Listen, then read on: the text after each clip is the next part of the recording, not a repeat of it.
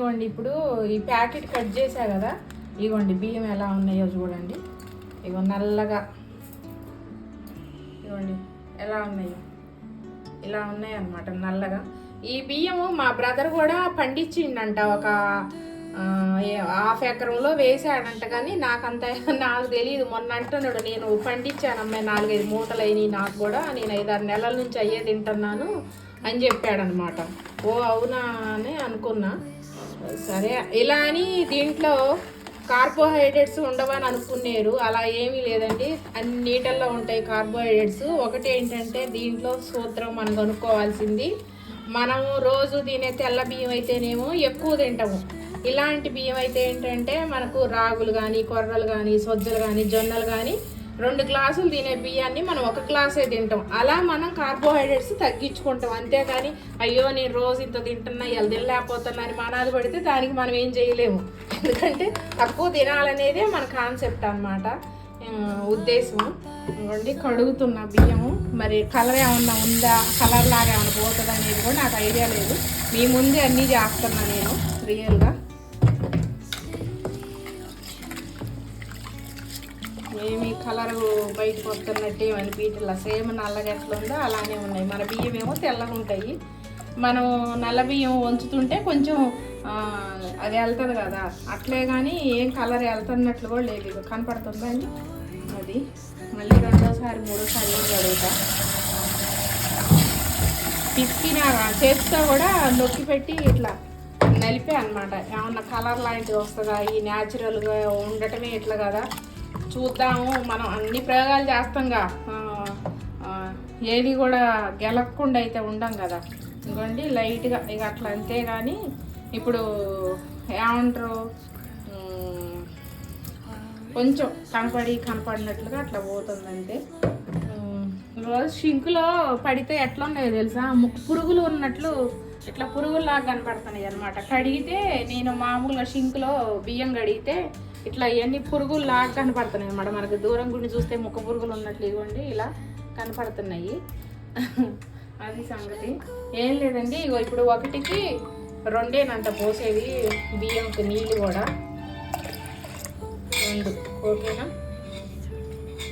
లైట్గా శంకు పూలు అంత అసలు అనిపించట్లేదు. ఏదో శంకు పూలు గనక మనకి నీళ్ళల్లో వేస్తే అంటే అయ్యేం డార్క్ కనపడితే, ఇది కొద్దిగా కనిపించని అన్నట్లుగా కొద్దిగా లైట్ కొద్దిగా షేడ్ అయినట్టు కనిపించింది. అది కూడా అంత అసలు 1-2% అది అబ్జర్వ్ చేస్తేనే కలర్ కొంచెం అట్లా తేడా అనిపిస్తుంది.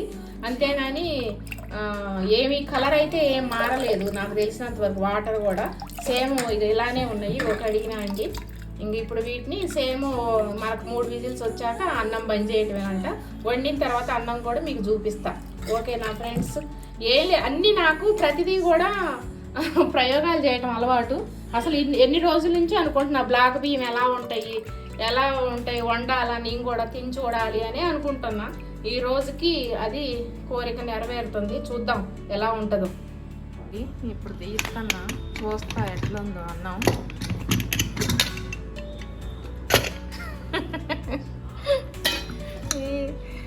బెల్లం పాకం ఉంటుంది చూడు, బెల్లం పాకం. జొన్న అన్నం, బెల్లం అన్నం గనక, బెల్లాన్ని గనక గంజి కట్టి ఎట్లుంది అట్లుంది. కానీ అన్నము ఉడుకుతుంటే మాత్రం స్మెల్ భలే స్మెల్ వస్తుంది, మంచి స్మెల్. ఇదండి అన్నం. ఎట్లుంటుందో మరి టేస్ట్ చూడాలా, చూసి చెప్తా.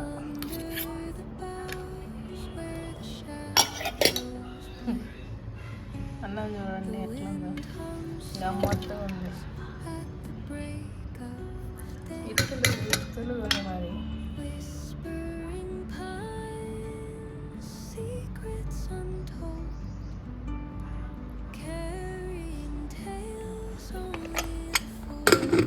ఇగో ఫ్రెండ్స్, పెరిగేసుకున్నా. పెరుగన్నం కలిపితే ఇగో చూడండి ఎట్లా నలుపుగా వచ్చింది. ఈ అన్నంకెళ్ళి మా సారు చూడటం చెప్పకి నేనైతే అన్నం తిన్నాం, నేను బిర్యానీ తింటా నా వల్ల కాదు, నువ్వే 100 సంవత్సరాలు బతుకు అని చెప్పి పారిపోతాడు. తినే వారం కనపట్లేదు. ఆయన ఎక్స్ప్రెషన్స్ చూడాలంటే ఇది అంత ప్రిఫరబుల్గా అనిపించలేదు. జొన్న రివ్యూ ఏంటంటే ఇది ఎట్లుంది తెలుసా అండి, ఇదివరకు సారా కోసం నల్ల బెల్లాన్ని ఏదో వండి ఇచ్చేస్తారు చూడు, అట్లా నల్లగాను ఉంది. ఇలా విత్తులాగే ఉన్నది కానీ బియ్యము, కానీ పట్టుకుంటే మెత్తగా ఉడికిందండి. అంటే ఇది ఉండటమే విచ్చుకోదు అనమాట. ఇట్లా మన మామూలు అన్నం విచ్చుకున్నట్టు విచ్చుకోదు, కానీ అన్నం అయితే ఉడికింది అనమాట. గుగ్గీలు ఉడికినట్టు మెత్తగానే ఉడికింది, ప్రాబ్లమే లేదు. కానీ ఇది తినాలి అంటే మా సార్ అయితే ఈ అన్నం చూసి పారిపోయారు. నీకు దండం పెడతా, నాకైతే ఈ అన్నం వద్దు, నేను చక్కగా బిర్యానీ తెచ్చుకొని తింటానని బిర్యానీకి అయితే తెచ్చుకోవటానికి పోయారు. దీంట్లో నాకు ఇంపార్టెంట్ ఏమనిపించిందంటే యాంటీ ఆక్సిడెంట్స్ ఉన్నాయి కాబట్టి శరీరానికి చాలా మంచిది. ఇంకోటి ఫైబర్ ఉంటుంది. ఫైబర్ వల్ల ఏమవుతుందంటే మనం ఇంత తినేదాన్ని ఇంతే తింటాం అనమాట. అప్పుడు ఏమవుతుంది, ఆటోమేటిక్ షుగర్ కంటెంట్ అనేది కొంచెం తక్కువ తింటాం కాబట్టి పొట్ట నిండిన ఫీలింగ్ ఉంటుంది కాబట్టి మనం తక్కువ తింటాం. అది ఈ అన్నంలోనేనంతే, జొన్న అన్నంలోనేనంతే, రాగులు సజ్జలు ఎయ్యేనంతే, పీచున్నాయి ఎయ్యేనా అబ్బా అంతే. ఇంకా రెండోది అయితే లేదు. అంతేగాని ఈ బ్లాక్ రైస్ అనేది ఒక యాంటీ ఆక్సిడెంట్లు అనేది ఒకటి, ఫైబర్ అనేది నాకు ఈ రెండే కొంచెం మంచిగా అనిపించినాయి. అమ్మో మనమైతే తినలేము అబ్బా. మనము ఇలా తినాలంటే జొన్న అన్నం చాలా పర్ఫెక్ట్గా తినొచ్చు, ఈ అన్నం అయితే మనం తినలేము. మా ఇంట్లోనైతే అసలు చెబితే మీరు నమ్మరు, కానీ నేనైతే పడి నవ్వా. ఎందుకో చెప్పనా, మా సారు నేను అన్నం తింటుంటే నాకెళ్ళి అన్నంకెళ్ళి చూడటం, ఆ ఎక్స్ప్రెషన్స్ చూస్తుంటే ఏమి నవ్వు వచ్చింది. మా ఇంట్లో సీసీ కెమెరా ఉన్నట్టయితే నేను గినక గ్యారెంటీగా అది పెట్టేదాన్ని, కానీ అసలు మామూలుగా లేదు. నా వల్ల కాదు, నేను తిన్ను, నువ్వు తింటే తిను, నాకు అవసరం లేదు అని చెప్పి అన్నాడు, పారిపోయిండు. ఇది పరిస్థితి. ఇది మనకైతే కరెక్ట్ అయితే కాదు, ఈ జొన్నను అంత ఉపయోగం అయితే కాదు. ఎందుకంటే కార్బోహైడ్రేట్స్ తక్కువ ఉంటాయి అంటే, మరి తక్కువ ఉండకుండా తక్కువ ఎందుకు ఉంటాయి అంటే మనం తక్కువ తింటాం కాబట్టి తక్కువ ఉంటాయి, తెల్లన్నం ఎక్కువ తింటాం కాబట్టి ఎక్కువ ఉంటాయి. అందుకని కొంచెం మనం తినే ఫుడ్ కొంచెం తక్కువగా మనం తినగలిగేటట్టు ఉండాలి. దీనికంటే జొన్న అన్నం చాలా నయ్యం. ఎందుకంటే జొన్న అన్నం కూడా మనం చాలా ఒక గ్లాసే వండుతాం, ఒక గ్లాస్ వండితే ఇద్దరం తినంగా కూడా మిగులుద్ది. ఈ బియ్యం కూడా ఒక గ్లాసే వండుతాం కానీ ఇద్దరం తినంలోనే మిగులుద్ది. అదే మన వైట్ రైస్ అయితే 2 గ్లాసులు వండాల్సి వస్తుంది. అదే అనమాట తేడా. అందుకని మనం తినే ఫుడ్నే మనం తగ్గించుకోవటం బెటరు. నేను దీనికైతే నాకు నాకు రివ్యూస్ అయితే నచ్చలేదు. అంటే వీళ్ళంతా ఏదో అడ్వర్టైజ్మెంట్ కోసం తోపు తురంగా అది ఇదని చెప్తున్నారు, కానీ నేను చూసాను నెట్లో కూడా అర్థమైంది ఏంటంటే మెయిన్ యాంటీ ఆక్సిడెంట్స్ అయితే ఉన్నాయి. దీనికి ఇంత రేటు పెట్టి కొనాల్సిన పని లేదు. మనం తినే ఫుడ్నే కొంత తగ్గించుకొని తింటాం బెటర్ ఫ్రెండ్స్. నేనైతే దీనికి యాక్సెప్ట్ చేయను. ఈ ఫుడ్ మన ఫుడ్ కాదు, మనం తినలేము కూడా. ఓకేనా ఫ్రెండ్స్, బాయ్. వాణి ఎప్పుడు నిజాలే చెప్తుంది, అబద్ధాలు చెప్పదు. తనకు తెలిసిందే పంచుకోవాలని చూస్తుంటుంది. మీకు నచ్చితే స్మార్ట్ ఛానల్ తెలుగు సబ్స్క్రైబ్ చేయండి, లైక్ చేయండి, షేర్ చేయండి.